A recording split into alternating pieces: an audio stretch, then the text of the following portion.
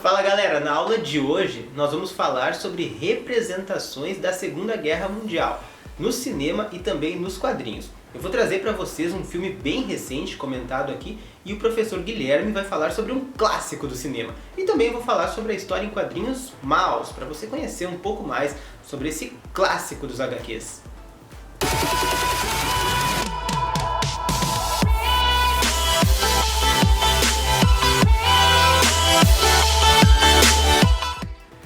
Antes de começar, vamos relembrar o contexto sobre o qual essas obras que nós iremos abordar na aula de hoje partem.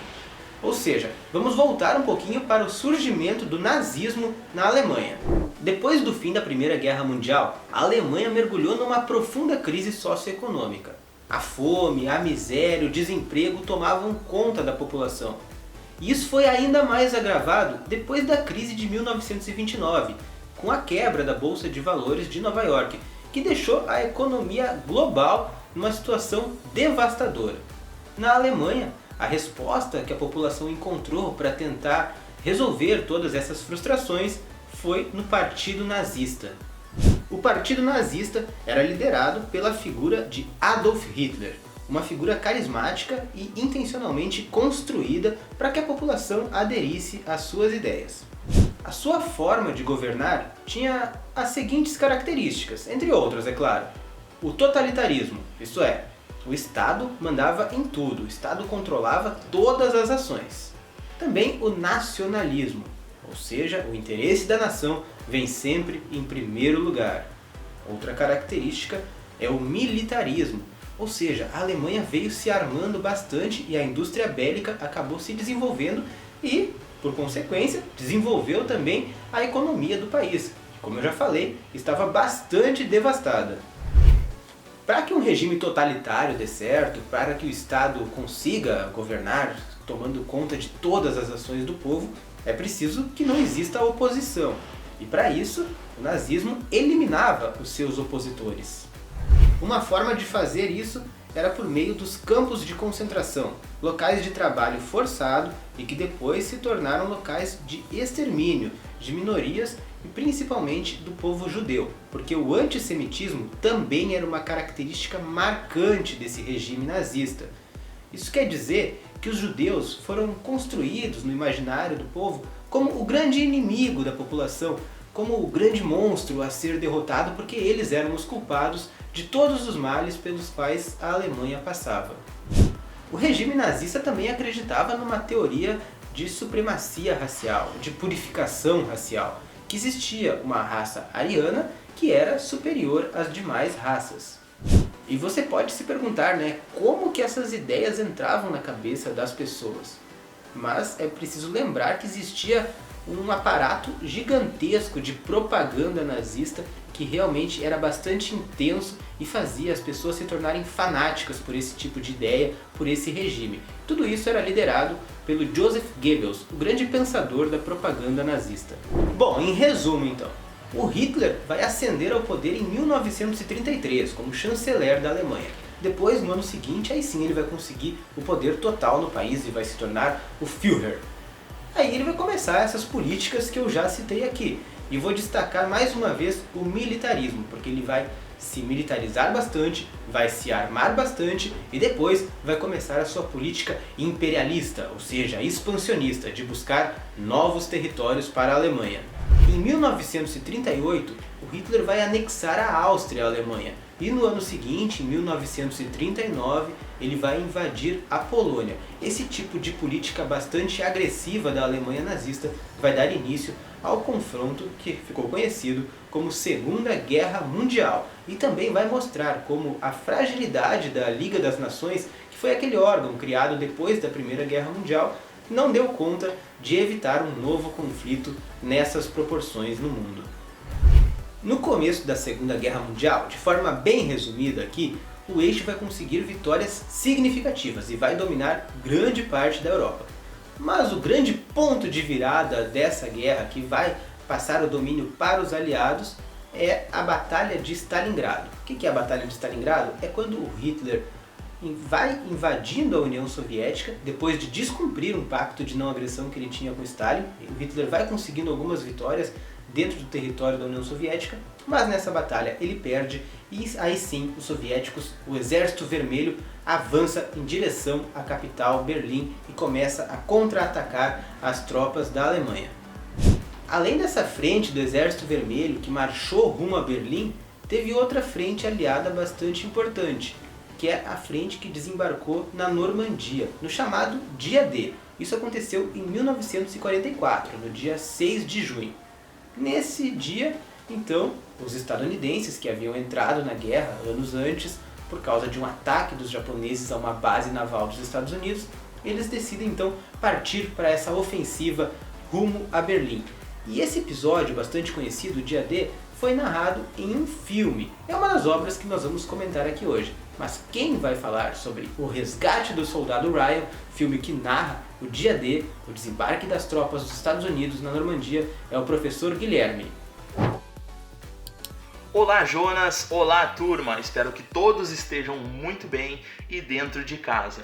Bom pessoal, me chamo Guilherme e hoje eu vou falar um pouco com vocês sobre o filme O Resgate do Soldado Ryan. O filme, então, ele é um longa-metragem do ano de 1998, dirigido por Steven Spielberg. O filme tem o seu enredo passado durante a Segunda Guerra Mundial, onde ele retrata o desembarque aliado nas praias da Normandia, França, precisamente então na praia de Omaha, onde acontece o fatídico e memorável Dia D.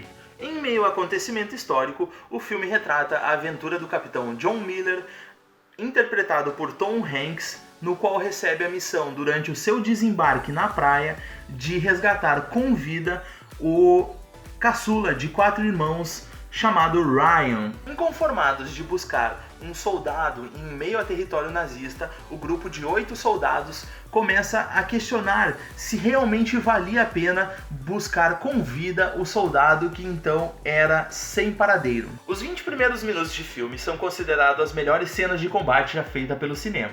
O diretor tenta, de uma forma mais didática possível, nos demonstrar o que foi o desembarque na praia de Omaha, considerado o Dia D.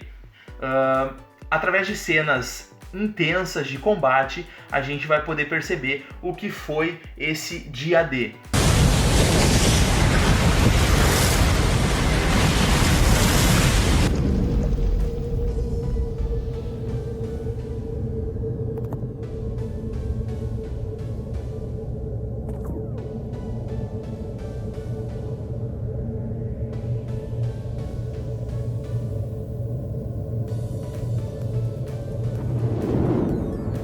No decorrer da trama, os combatentes se aventuram pela França, ocupada por nazistas, começando uma aventura que vai possibilitar eles conhecerem a essência de uma camaradagem, e também a combaterem os seus medos mais profundos.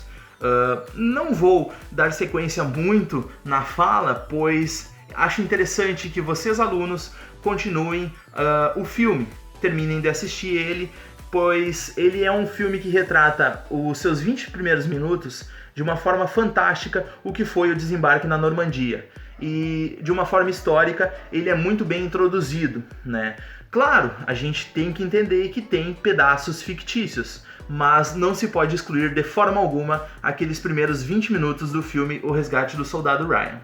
Tá certo, muito obrigado, professor Guilherme, que nos apresentou essa obra, esse clássico do cinema, O Resgate do Soldado Ryan.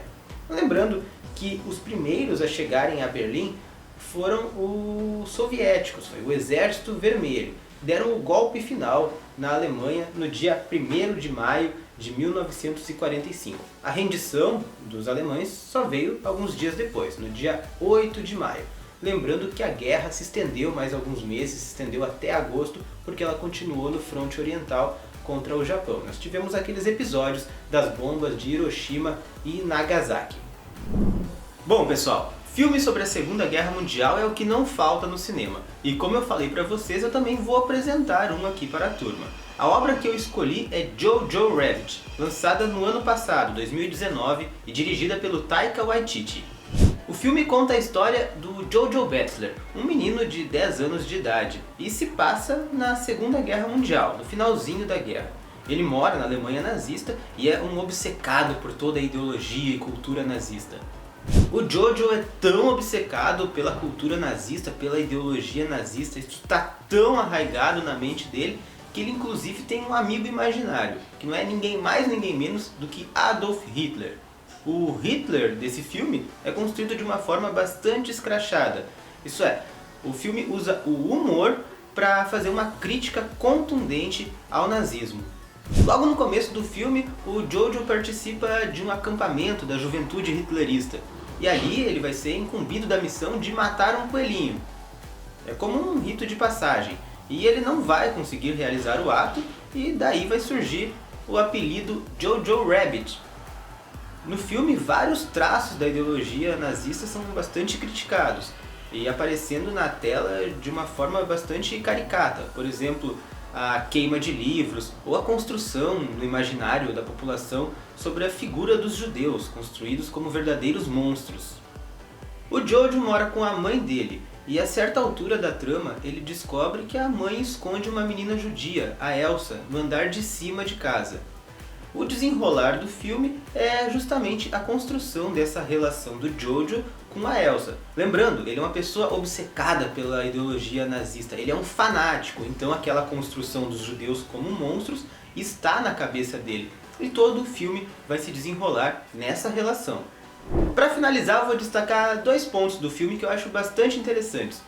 O primeiro é uma comparação que o diretor faz logo na cena de entrada, de abertura do filme, entre a ideologia nazista, não a ideologia nazista, né, mas o fanatismo pelo nazismo, o fanatismo por uma figura carismática como o líder Adolf Hitler.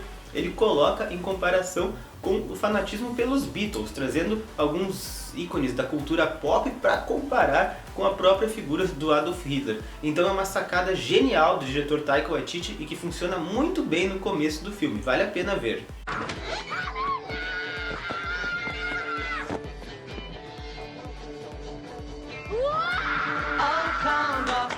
Come to me, to this be the first time. Oh, come to me, come give me thine hand, come give me thine hand, come give me thine hand. E a outra coisa que eu gostaria de destacar é o melhor amigo do Jojo, que participa do acampamento com ele, e eles vivem ali uma relação de amizade. É o personagem York. É um dos personagens que dão o tom de humor do filme e realmente é muito bem construído também esse personagem, com diálogos sensacionais com seu melhor amigo. Então, pessoal, o filme que eu recomendo para vocês é esse, Jojo Rabbit. Eu acredito que seja o filme mais recente lançado sobre o tema nesse universo gigantesco de filmes lançados sobre a Segunda Guerra Mundial na história do cinema.